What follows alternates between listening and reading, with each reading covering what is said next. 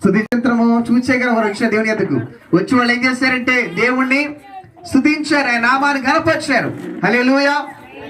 అలాగే మరొక మాట జ్ఞాపకం చేసుకుంటే చూడండి, అక్కడ జ్ఞానుడి యొద్దకు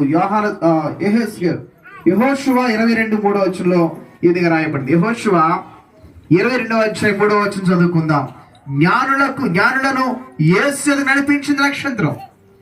అంటే ఆ నక్షత్రం చూచే ఆ తూర్పుదేశ జ్ఞానులందరూ కూడా యేసు యొద్దకు వచ్చారు, ఆయన నామాన్ని ఘనపరిచారు, ఆయన పూజించారు అని ఇక్కడ రాయబడింది. హల్లెలూయా.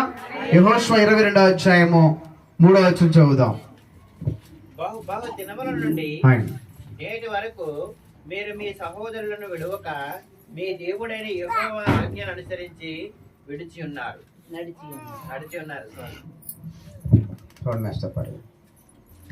హల్లెలూయా.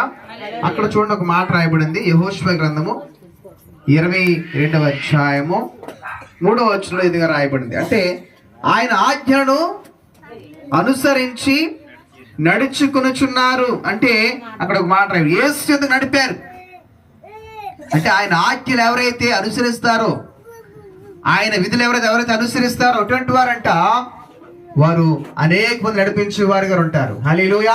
ఒక నక్షత్రం వల్ల ఈ లోకంలో మనం ఉండాలంటే కనుక తప్పకుండా దేవుని మాట మనం గైకొని వారంగా ఉండాలి.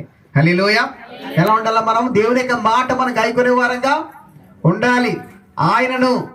ఆయన ఎంతకు నడిపించే వారికి ఉండాలంటే కనుక దేవుని యొక్క ఆజ్ఞలు, ఆయన కట్టడలు మన గైకొని వారు ఉండాలి. దీని వాక్యములో రాయబడింది. మరొక మాట జ్ఞాపకం చేసుకుంటే చూడండి, అపోస్తలుల కార్యములు 2:40 మరొక మాట రాయబడింది. ఆయన నక్షత్రము ఒక ప్రత్యేకత గలది. ఆయన నక్షత్రం ఎటువంటిదమ్మా? ఒక ప్రత్యేకమైనది, ఒక ప్రత్యేకత గలది ఆ నక్షత్రము. 2:40 అపోస్తలుల కార్యములు. ఇంకను అనేక జనములైన మాటలతో సాక్ష్యమిచ్చి మీరు మూర్ఖులకు ఈ తరము వారికి వేరై రక్షణ పొందుడని వారిని హెచ్చరించెను. హల్లెలూయా. చూడండి, ఇక్కడ రాయబడిన మాట ఏంటంటే ఇంకాను అనేక విధములైన మాటలతో సాక్ష్యం ఇచ్చారంట. మీరు మూర్ఖులకు ఈ తరము వారికి వేరై రక్షణ పొందుడని వారిని హెచ్చరించెను. హల్లెలూయా. పేతురు గారు మాట్లాడుతారు అక్కడ అపోస్తలుల కార్యముల్లో.